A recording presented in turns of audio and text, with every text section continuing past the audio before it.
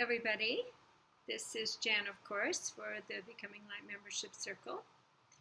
And I'm going to talk about emotions and expressing our emotions today, because sometimes that is one of the toughest things to do. Sometimes we'll turn towards a friend and we'll explain what happened, but of course, that friend is our friend, and often they will reflect back something that is comfortable to hear or based on their own experience, and both of those really don't get to the core sometimes of the absolute highest thing to say for all parties involved.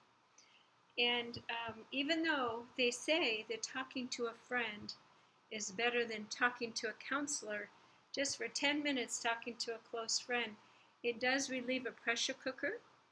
But we don't want to put our friends in the role of the decider or advice person. And then again, I've taken a lot of relationship courses, and they say, you ask your friends what they think, they'll tell you, and take that with a grain of salt, because so many times our friends are friends for different reasons, but they may not actually know your divine purpose or the purpose of a specific relationship, the purpose of keeping a job that doesn't make sense to anybody else. We always must reference things to ourselves. So when we come to a disagreement, or we get that feeling that we want to explode or implode, and often we implode and we become depressed, specifically in intimate relationships, I want to give you a little roadmap here that I used actually just today, that if something is upsetting you so much and it is pressing a lot of buttons, one of the ways that you can work with it is to not hold it in. First of all, take a deep breath.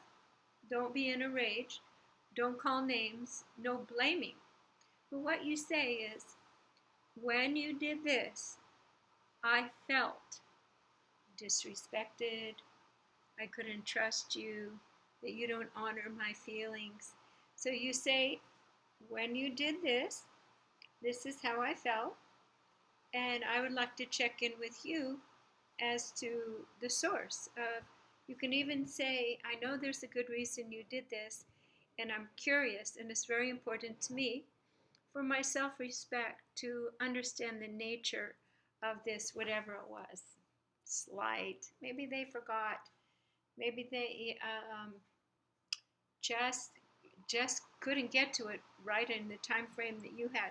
So by giving them the benefit of the doubt, what are we doing? We're saving all that stewing, all that energy of inner pressure in yourself, and that dance of it gets kind of stiff with the person.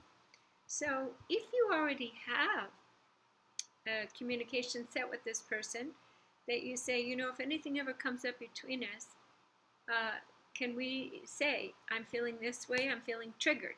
Take responsibility for the feelings, because often it comes from the past. So I hope this helps. Don't store up your feelings, but say them in such a way that it is not inflammatory, condemning, but you're owning your feelings, and then you have a curiosity.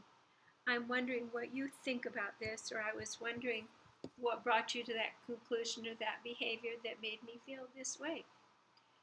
Feelings aren't wrong. You can absolutely own those feelings, and no one can say that you're wrong, that you made a mistake, or you're bad. You feel a certain way, and you can even say, I have a trigger pattern related to this, and would you help me understand, so I could understand your inner thinking and motivations. That way, it's cooperative.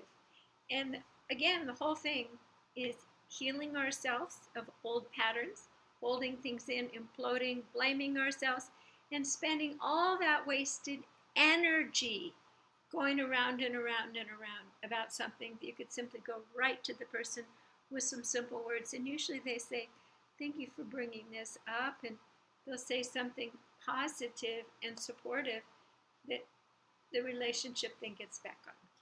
All right, take care. Talk to you soon.